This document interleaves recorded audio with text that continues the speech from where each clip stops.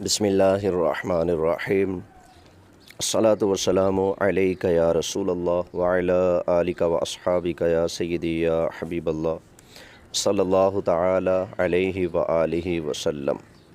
مرزا محمد علی engineer کی واہیات اور زبان درازیوں کا سلسلہ جو ہے وہ رکنے کا نام نہیں لے رہا۔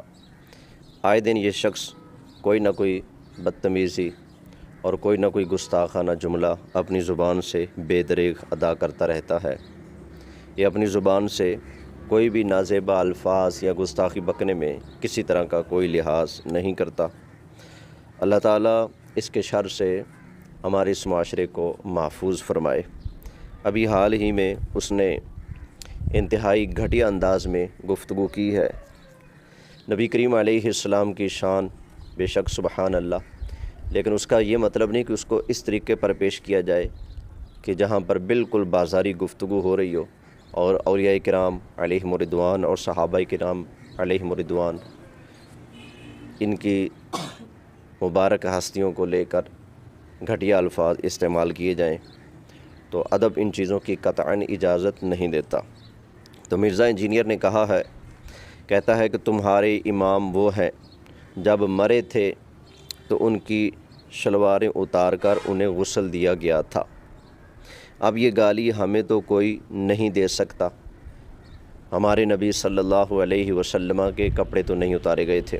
ہمارا امام وہ ہے جس کی قبر مدینے میں ہے، اور تمہارے امام وہ ہے کہ جب مرے تھے تو ان کی شلواریں اتار کے انہیں غسل دیا گیا تھا۔ اب یہ گالی ہمیں تو کوئی نہیں دے سکتا، ہمارے نبی کے تو کپڑے نہیں اتارے گئے۔ ہاں، اس میں کوئی شک نہیں کہ نبی کریم علیہ الصلاۃ والسلام کا جسم مبارک، وہ جسم بشری، وہ جسم معمر، جسم معطر، جب اس کو غسل دیا گیا تو آپ کا مبارک جو لباس تھا وہ دیگر لوگوں کی طرح نہیں اتارا گیا۔ یہ بات بالکل ٹھیک ہے، لیکن اس کا یہ مطلب تھوڑی ہے کہ وہ جو حکم شرع ہے اللہ کے محبوب کا جو حکم ہے کہ کوئی مسلمان اگر فوت ہو جائے تو اس کو غسل دو، اس کو کفن پہناؤ، اس کی قبر بناؤ، جنازہ پڑھو، قبر میں اتارو، قبر بناؤ، پھر اس کی قبر کے اوپر اتنی دیر ٹھہرے رہو جتنی دیر میں اونٹ کو نحر کر کے، ذبح کر کے اس کا گوشت بنا کر تقسیم کر لیتے ہو، اتنی دیر وہاں پر قبر کے پاس بیٹھے رہو۔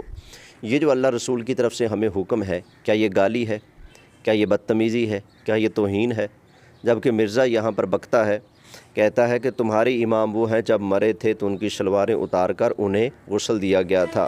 اب یہ گالی ہمیں تو کوئی نہیں دے سکتا، اور تمہارے امام وہ ہے کہ جب مرے تھے تو ان کی شلواریں اتار کے انہیں غسل دیا گیا تھا۔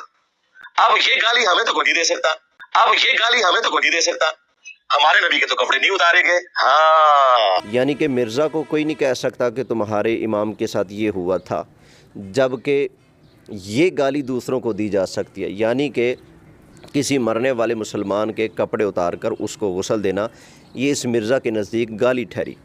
اس لیے تو کہہ رہا ہے کہ تمہارے اماموں کی شلواریں اتار کر ان کو غسل دیا گیا تھا، اور تم ہمارے بارے میں نہیں کہہ سکتے، ہمیں یہ گالی نہیں دے سکتے اس لیے کہ ہمارے نبی صلی اللہ علیہ وسلم کے کپڑے نہیں اتارے گئے تھے۔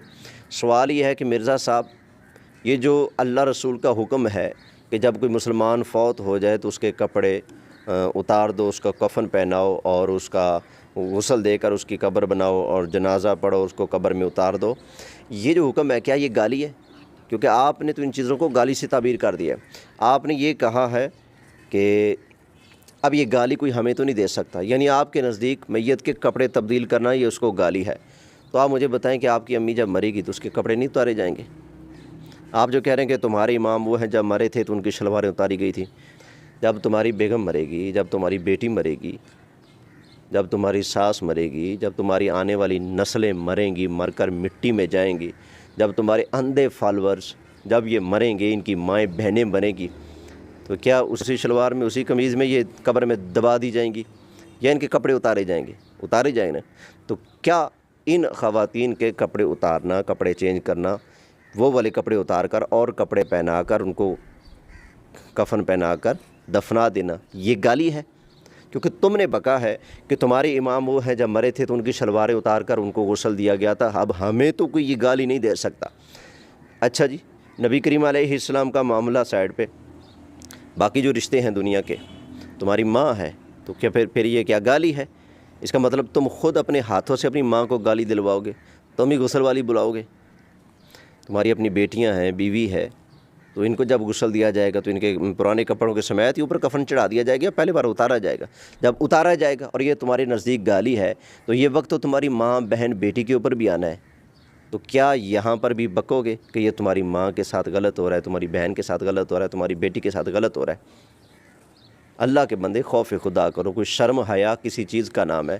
اللہ کا جو حکم ہے، رسول اللہ کا جو حکم ہے، اس کو تم گالی سے تعبیر کر رہے ہو، توف ہے تیرے اوپر۔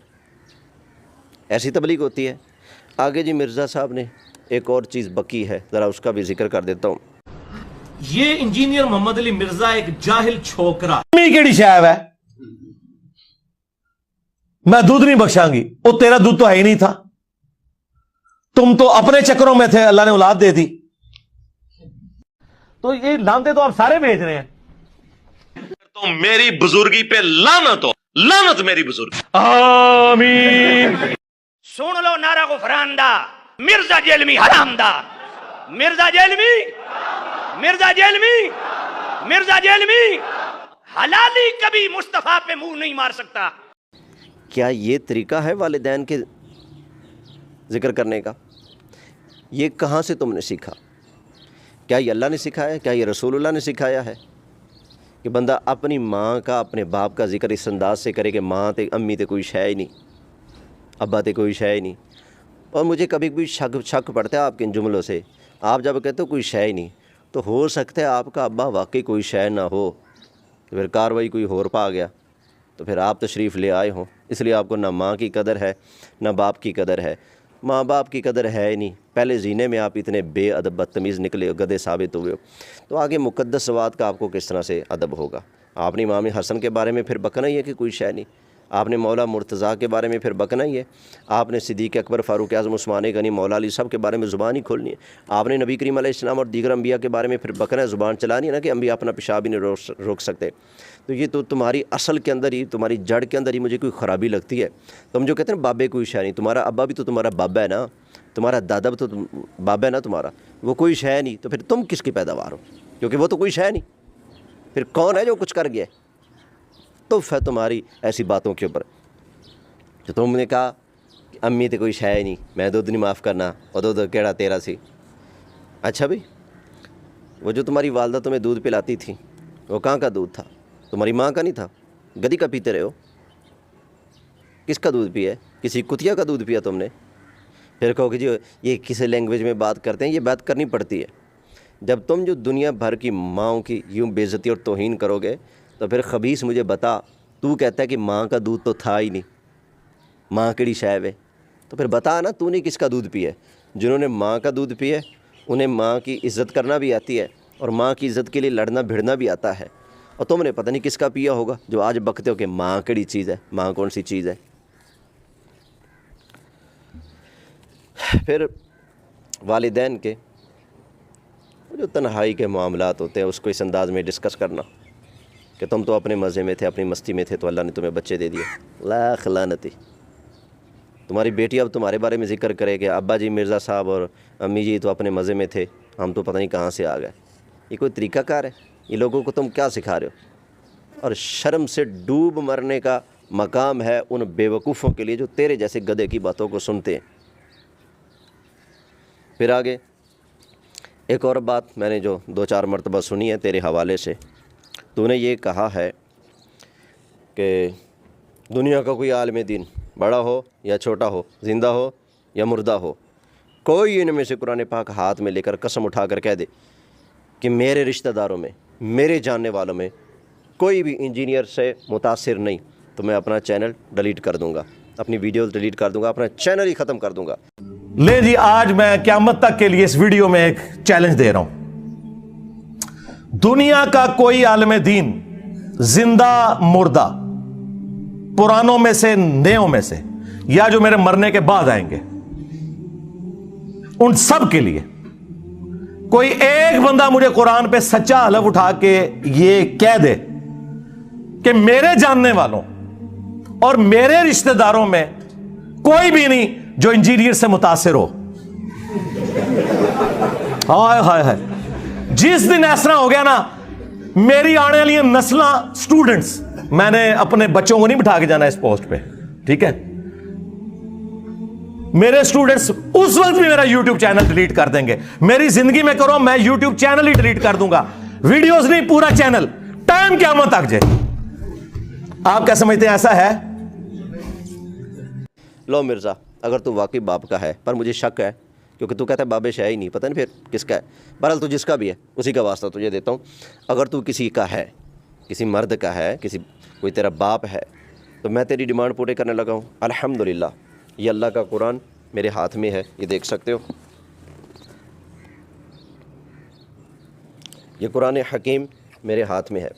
ला इलाहा इल्लल्लाहु मुहम्मदुर रसूलुल्लाह, ये अल्लाह का कुरान सर पे रख कर मैं कहता हूँ, वल्लाह बिल्लाह तल्ला, हमारे रिश्तेदारों में, हमारे करीबियों में, जानने वालों में कोई एक भी फ़र्द ऐसा नहीं है जो तेरी तालीमात से मुत्तफ़िक हो, तुझसे मुतासिर हो, बल्कि जिनके सामने भी हमने तेरे मामलात रखे हैं, सब ने तेरे ऊपर लानती की है। कहते हैं इतना बदतमीज़ गधा कहाँ से आ गया? तो अगर तू वाकई एक बाप की औलाद है, तो तूने जो कहा था कि हर जगह मेरे मानने वाले हैं, हर बस्ती में मेरे मानने वाले हैं, ये जो तूने बका था, और तूने कहा था कि कोई सुन्नी आलिम, ज़िंदा या मुर्दा, छोटा या बड़ा, कोई कुरान पर हाथ रख के कह दे कि उसके रिश्तेदारों में, जानने वालों में कोई इंजीनियर से मुतासिर नहीं, तो मैंने तेरा ये मुतालबा पूरा कर दिया है। अगर तू एक बाप की औलाद है तो अपनी बात को पूरा कर और अपना चैनल डिलीट कर, नहीं तो फिर तौबा कर, ला इलाहा इल्लल्लाह मुहम्मदुर रसूलुल्लाह पढ़, अपने तमाम कुफ्रियात से तौबा करके मुसलमान हो जा। व आखिर दावाना अनिल हम्दुलिल्लाहि रब्बिल आलमीन।